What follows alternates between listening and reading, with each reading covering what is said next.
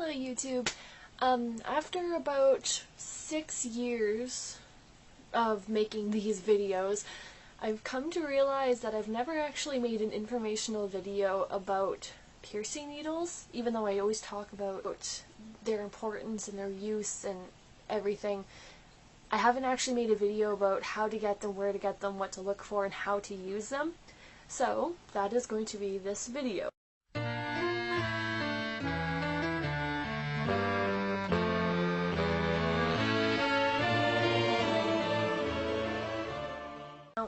You can get piercing needles online very easily. I buy all of mine off of eBay.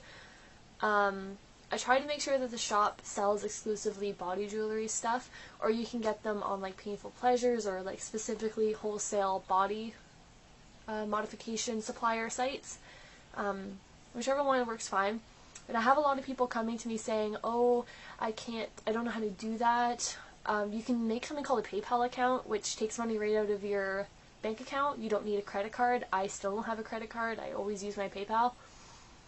And if you can't afford piercing needles, or if you don't have a bank account, you're probably not old enough to be needing piercing needles, so just wait until you're older, please. Piercing is a very serious topic. When I buy 14 packs of needles, they always come in packs like this. With, this is a 50 pack,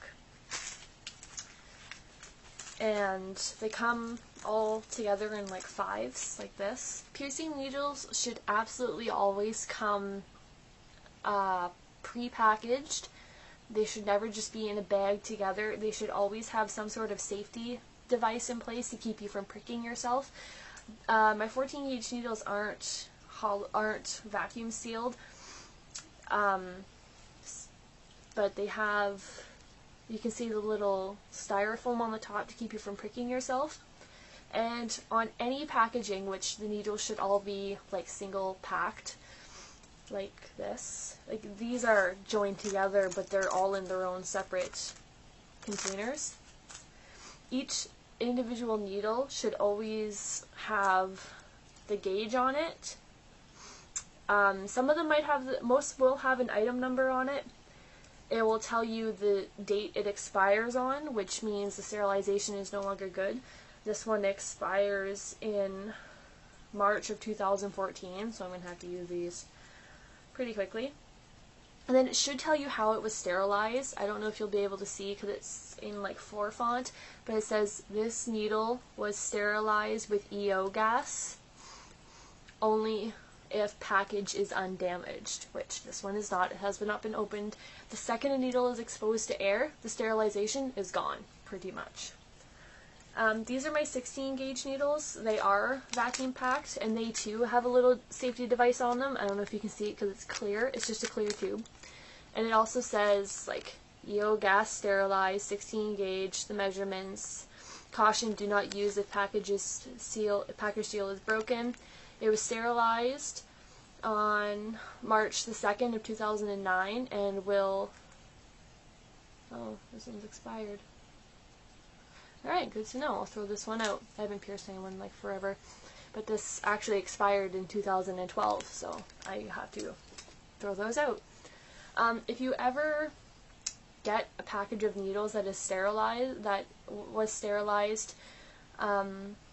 doesn't have proper markings on it, or the seal's been broken, or have expired, throw them out. Don't use them. It's completely unsafe. You might as well be stabbing yourself with a safety pin, which is what we're trying to avoid.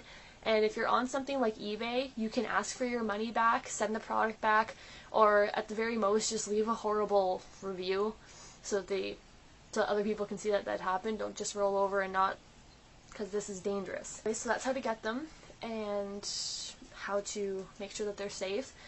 Now I'm going to show you how to use them. Meet Napoleon. When I was younger, I pierced and tattooed the crap out of him. Some nipple piercings, lip piercings, anti-eyebrow. Yeah.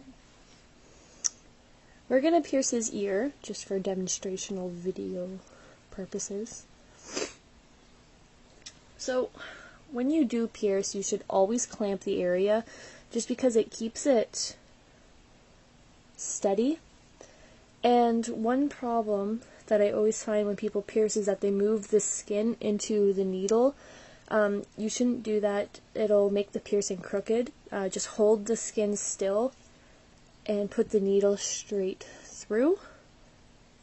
So like, don't go like this. Don't like move the ear or tissue into the needle. Just let the needle go through. I always put like some tissue at the bottom because even though it's not sharp, if the tissue is really, really tough, I'll have a hard time getting it through and it can hurt my fingers. And the last thing we want for you is for the piercer to bleed. I've had these go through gloves, so I always have like something to cushion the pressure on the other end. But make sure you have at least a finger on the end like this to give it support. Sorry, I'm just trying to find a good angle to do this. So when you're doing that, just push it straight through. So, there we go. Now the needle is through. You can remove the clamps if you feel is necessary, because you are going to need both hands. And one of the most unprofessional things in the world is to ask your piercee to hold your clamps. Never do that!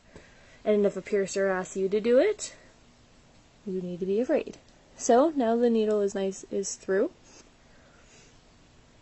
So, after this, you're going to push it almost all the way through so that a majority of the needle is on the end. Take a piece of tissue or something and put it at the tip so that you're not stabbing yourself or whomever you've just put the needle through. Now, all piercing needles are hollow, and this makes it very convenient for swapping from needle to jewelry. If you're using a smaller gauge than your needle, you can just put the jewelry right into the needle, and you don't have to worry about following it through. This is a 16 gauge curved barbell, or circular barbell, sorry. And this is a 14 gauge hollow point needle. I can put it right into the needle. Right in. And then you just, like so. There was never a moment where the piercing hole didn't have an object inside of it, which is where you gotta start being careful, because you never want the hole to be empty, because that's when a lot of bleeding and damage can occur. So now he has that in, but the problem if you're going to use this method is it will bleed almost indefinitely. It's not bad, it's just there's space now that isn't being plugged, so there's going to be blood coming from that. If, however, you're going to be using the same gauge, you just have to be more careful with how you follow it through. You just push the needle out with the jewelry in one fluid motion and it will go through. There's going to be a lot less blood. It's just a little bit more tricky. And absolutely never try to follow through with a larger gauge jewelry than the needle. You're just going to hurt yourself and it's just not healthy. Whenever you are finished with your needles, make sure they absolutely always go into a prick-proof container so that they do not get used again. And once you get the chance, to bring them to your local hospital and they will dispose of them properly, like as in how you should properly dispose of medical waste, which is what this is. They won't ask questions, they won't make you explain why you have needles, anything like that. They'll just take them. I personally used to give them to my friend whose brother had to give himself shots every day for a heart problem, and they would just take them with them. If, say for example, you plan to pierce your ear, you take out a piercing needle, and something happens and you decide not to pierce yourself anymore, throw away the needle. Like I said, the second it hits air, it's pretty much not sanitary anymore, and there's nowhere you can put the needle to keep it clean. Like you can leave it on the table or whatever, it's going to collect germs, so it's basically no good. You can get large amounts of needles for a very low price, so you don't ever have an excuse to reuse needles or whatever. And please don't just throw these away. These are medical waste. If, say for example, you just throw them out in your garbage, a garbage man could prick himself with it, a dog in the dump could prick himself, a cat, a wolf, an animal could hurt themselves, a bird could eat one and swallow it. You're not doing yourself any, it's not good for the environment. Don't do it. Your hospital will happily dispose of medical waste for you safely. So yeah, there's that. If you have any questions about needles or jewelry, feel free to leave a comment. I don't condone self-piercing, but I know people are going to do it anyways, so what I try to do is I try to make self-piercing a little bit safer by making somebody swap out a safety pin for a piercing needle or what have you. I know people are going to do it. I still do it. I mean, I did my ears, my belly button, my septum. I did this all myself. I'm not going to be a hypocrite. It can potentially be done safely, but it takes a lot of education and a lot of practice and a lot of hard work. You should never self-pierce because you're cheap or because you don't want to go to a shop. I personally self-pierce because all the shops in my town are shit, and I don't trust them to pierce Napoleon, let alone me. So, yeah.